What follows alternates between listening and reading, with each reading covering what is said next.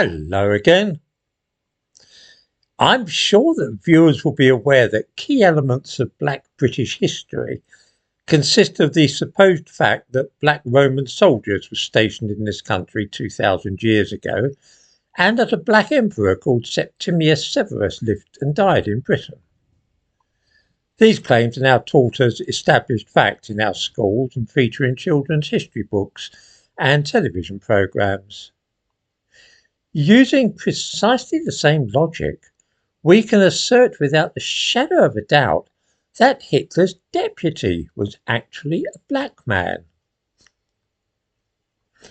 It will be recalled that in the last few years, African has become virtually synonymous with black.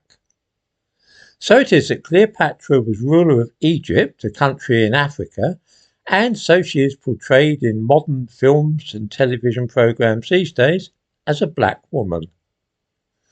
The same thing happened with the Carthaginian leader Hannibal, the fellow who took those elephants across the Alps.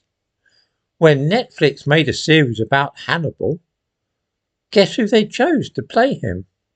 Denzel Washington, an African-American actor. It's the same with the Aurelian Moors at Hadrian's Wall. They were from Africa, yeah? The first black community in Britain.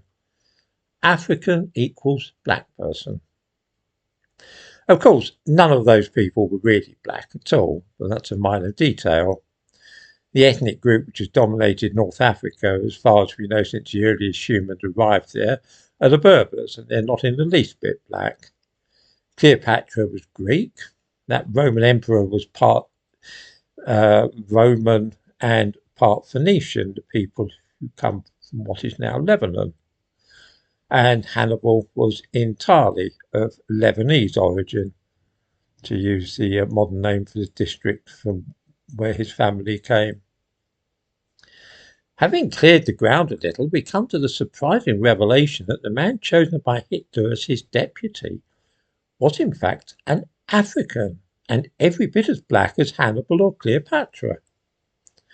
Rudolf Hess, deputy Führer of Nazi Germany, was of course sentenced to life imprisonment at the Nuremberg war crimes trials.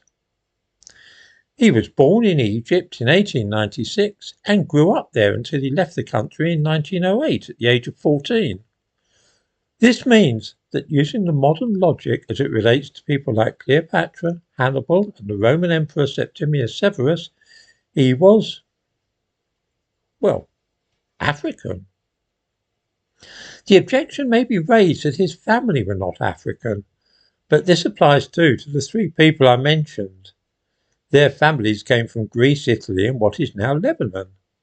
Rudolf Hess's family were from Germany. If we accept any of those three as being genuinely African and quite possibly black, then we must also describe Hitler's deputy in just the same way.